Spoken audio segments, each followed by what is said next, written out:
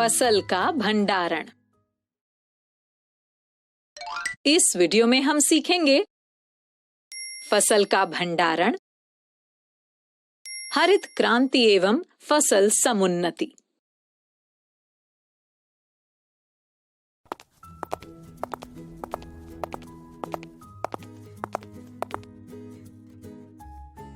अरे सवाली देखो, ये किसान अपने खेत में आग लगा रहा है।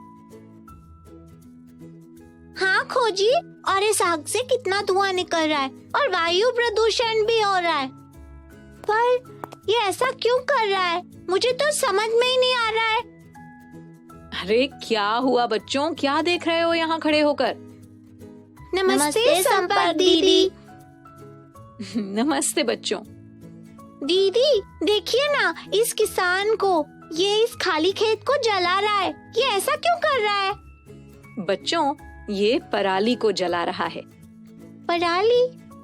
वो क्या होता है दीदी?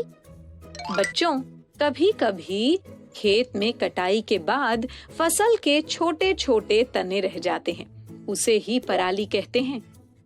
अगली फसल को उगाने से पहले इसे हटाना जरूरी होता है। और दीदी, इससे निकले प्रदूषण का क्या? पराली हटाने का कोई और तरीका नहीं है क्या? बच्चों, ये तरीका गलत है। पराली को अन्य विधियों द्वारा भी हटाया जा सकता है, जैसे डीकम्पोजर का उपयोग करके। इससे प्रदूषण भी नहीं फैलता है। डीकम्पोजर क्या होता है दीदी? डीकम्पोजर एक ऐसा पदार्थ होता है जिसे पानी के साथ मिलाकर छिड़काव करने से पराली कम समय में ही सड़कर खाद के रूप में बदल जाती है और मिट्टी में मिल जाती है। ये विधि आसान और कम खर्चीली भी है। और दीदी, इन अनाज के ढेरों का क्या होगा? ये यहाँ खुले में रखे रहेंगे तो सारा अनाज खराब हो जाएगा। पहले सब स्कूल चलो, वरना देर हो जाएगी। फिर कक्षा में बैठकर आराम से इसके बारे में चर्चा करेंगे। ठीक है दीदी। अब बताइए ना दीदी। बच्चों, अनाज को लंबे समय तक सुरक्षित रखने के लिए इसका भंडारण किया जाता है, जिसे अंग्रेजी में स्टोरेज कहते हैं। भंडारण मतलब? भंडारण मतलब संग्रह करके रखना। अच्छा बच्चों, तुम लोगों ने अपने घरों में बड़ी बड़ी टंकियों में अनाज को रखते हुए जरूर देखा होगा, है ना? हाँ दीदी, मैंने देखा है। और मैंने भी देखा है। उसी को कहते हैं भंडारण। ये कृषि की आधारित पद्धतियों का अंतिम और महत्वपूर्ण चरण होता है। भंडारण के बारे में विस्तार से बताइए ना दीदी। बच्चों, सामान्यतः अनाज या बीजों के भंडारण के लिए जूट से बने बोरों या धातु की टंकियों का उपयोग किया जाता है। परंतु बड़े पैमाने पर भंडारण साइलोज और भंडार गृहों में किया जाता है, जहां वो बारिश, चूहों और कीटों से सुरक्षित रहता है। पर अनाज इतने लंबे समय तक कैसे सुरक्षित रहता है दीदी? बच्चों, इसके लिए भंडारण के पहले कुछ विशेष कार्य किए जाते हैं। कौन से कार्य दीदी? बच्चों, ताजा फसल में नमी की मात्रा अधिक होती है ना? और तुम लोग तो जानते ही हो कि नमी वाले स्थान में सूक्ष्म जीव सबसे ज्यादा पनपते हैं, है कि नहीं? इसलिए इस नमी को दूर करने के लिए अनाज को भंडारण से पहले धूप में अच्छी तरह से सुखाना जरूरी है। ओह अच्छा। अच्छा बच्चों, तुम लोगों ने अक्सर देखा होगा कि हमारे घरों में भंडारण से पहले धातु की टंकियों या पात्रों में नीम की सूखी पत्तियों को बिछाया जाता है। हाँ दीदी, मैंने अपनी माँ को ऐसा करते हुए देखा है। पर ऐसा क्यों करते हैं? ऐसा करने से अनाज कीटों और पीड़कों से सुरक्षित रहता है। ओह दीदी, क्या बड़े साइलोज या भंडार गृहों में भी अनाज को इसी तरह सुरक्षित रखा जाता है? सवाली, इन जगहों पर विशेष रसायनों का छिड़काव किया जाता है, जिससे अनाज लंबे समय तक उपयोग के लिए सुरक्षित रहता है। समझे? हाँ दीदी, हम समझ गए। बच्चों, अब हम कृषि से जुड़ी एक और महत्वपूर्ण जानकारी के बारे में जानते हैं। कौन सी जानकारी दीदी? बच्चों, क्या तुम लोगों ने हरित क्रांति के विषय में सुना है? दीदी, नाम तो सुना है, पर कोई बात नहीं, मैं बताती हूँ।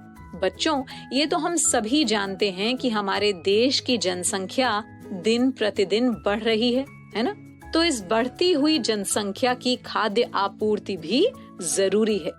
इसी उद्देश्य के लिए सन 1960 से एक प्रणाली की शुरुआत की गई, जिसके अंतर्गत आधुनिक कृषि यंत्रों, सिंचाई के साधनों, उन्नत किस्म के बीजों, उर्वरकों, कीटनाशकों आदि को तेजी से विकसित किया गया, जिससे कृषि उत्पादन में पर्याप्त वृद्धि हुई। इस प्रणाली को ही हरित क्रांति यानी ग्रीन रेवोल्यूशन कहते हैं। दीदी, क्या फसल उत्पादन में वृद्धि के लिए कोई और उपाय भी किए गए हैं? हाँ सवाली, इसके लिए एक और उपाय या प्रणाली भी है, जिसे फसल समुन्नति कहते हैं। फसल समुन्नति? अच्छा, इसमें क्या होता है दीदी? बच्चों, इस प्रणाली के अंतर्गत वांछित गुणों वाली भिन्न भिन्न किस्मों का आपस में संकरण यानी क्रॉसिंग करवाकर नई किस्म पैदा की जाती है, जिसमें उन किस्मों के सभी वांछित गुण होते हैं। कुछ समझ नहीं आया दीदी। देखो, इसे हम एक उदाहरण द्वारा समझते हैं।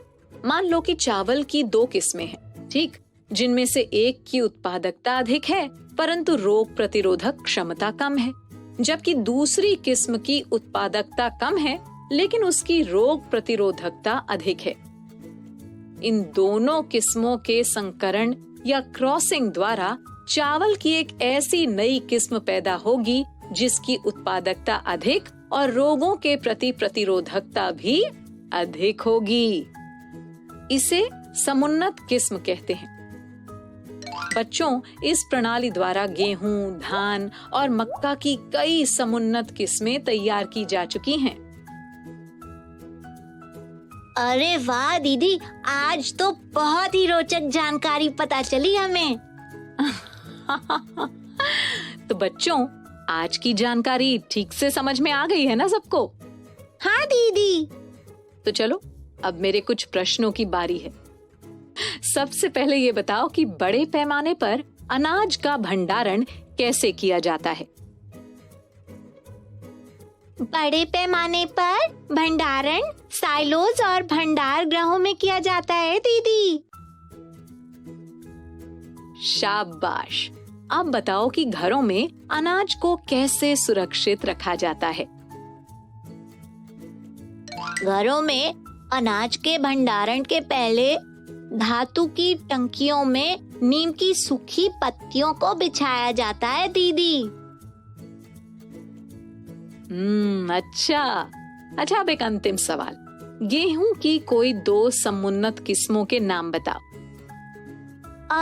दीदी, सोनालिका और कल्याण सोना। बिल्कुल सही जवाब सवाली। बच्चों, लगता है आज बताई गई सारी जानकारी तुम सभी को अच्छे से समझ में आ गई है। तो चलो, अब मैं चलती हूँ, फिर मिलेंगे ऐसी ही कुछ नई और रोचक जानकारियों के साथ। ओके बच्चों, बाय बाय बाय। बच्चों, अब मैं जाती हूँ, कल फिर मिलने आती हूँ। इंग्लिश में अब होंगी बातें, मैथ सीखेंगे हंसते गाते। पहेली किस्से और कहानी सुनना अब तुम मेरी जुबानी। बात पड़ी है सीधी सीधी, मैं हूँ आपकी संपर्क दीदी। आपको ये वीडियो देखकर मजा आया ना? अगर आप इस वीडियो से संबंधित अन्य संसाधन जैसे कि अन्य वीडियो, गतिविधियां, क्विज इत्यादि देखना चाहते हैं तो अभी डाउनलोड करें संपर्क स्मार्ट शाला मोबाइल एप्लीकेशन। और हाँ, अगर आपको ये वीडियो अच्छा लगा हो तो इसे जरूर लाइक करें। और भी नए नए वीडियोस देखने के लिए सब्सक्राइब बटन पर क्लिक करना न भूलें। मिलते हैं बहुत जल्द YouTube और संपर्क स्मार्ट शाला ऐप पर।